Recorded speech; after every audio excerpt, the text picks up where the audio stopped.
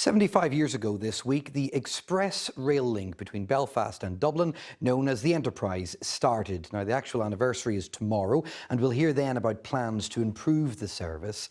But tonight, we're looking back at how the Enterprise began and how it survived the Troubles. Here's Mark Simpson. The journey between Belfast and Dublin. It's just over 100 miles, and many attempts have been made to try to ensure it's as smooth as possible. Well, I come from Dublin, and I think it's a wonderful train, and I hope it'll bring the two cities closer together, and that it should augur good for better relations between the north and the south. It was in 1947 that the Enterprise began. The train went non-stop. Previously, custom stops had been necessary on both sides of the border, but the checks were put in place in Belfast and Dublin stations instead, allowing for a quicker journey.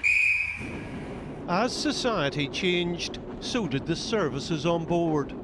I'm just going to sit back, listen to the music, enjoy my lunch and enjoy the journey. And the improvements weren't just on board the trains. A new station has been built in the centre of Belfast. From Belfast Central, passengers can travel to Bangor, Londonderry and Dublin. The pride of the new service is the Enterprise Express. With everyone safely aboard, the fastest train in the country today is ready to go. But the cross-border rail line became a target for IRA attacks during the Troubles.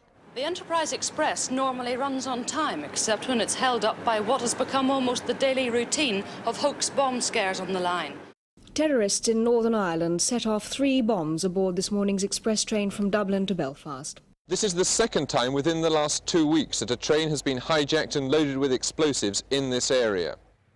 But the rail line was also used as a vehicle for peace.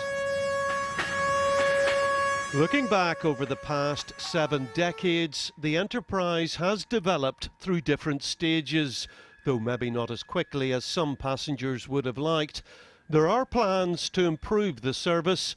More will be said about that tomorrow on the actual 75th anniversary. Mark Simpson, BBC Newsline. Well, for exactly 75 years today, the express rail link known as the Enterprise has been running between Belfast and Dublin. It was introduced just after the Second World War to try to compete with the improving road network at the time. There have been a lot of changes since then, and TransLink, which now operates it along with Irish Rail, says it has ambitious plans for the future. Maria McCann has been finding out more. 75 years ago, a steam train left Belfast for Dublin. It was the first express rail link between the two cities, and the first woman to work on it was Annie Chambers. And I loved it. I loved every minute. The staff were wonderful, the passengers, and I would never have dreamed of taking a day off. Since then, there have been many changes. The service was often disrupted with security alerts during the Troubles. Peter Martin worked as a conductor then. Whenever we got down to Dublin, we had a 45-minute turnaround, and we were out across the road like a shot to get the cheap cigarettes and food, sausages, whiskey, drink, and bring it up over the border because it was cheaper in those days, and you just had to keep it away from the customs who walked through the train when it came to Portadown. The first Enterprise left Belfast on the 11th of August 1947. At the time, it was seen as an important economic and social link between Belfast and Dublin. The chief executive of TransLink today says that link is as important as ever. Going forward, we have a medium-term plan, which is to bring in an hourly service within the next 5 years, and that will require the procurement of new fleet. We have that project already initiated, strategic outline case in with both departments, and we hope to see that procurement of that start next year.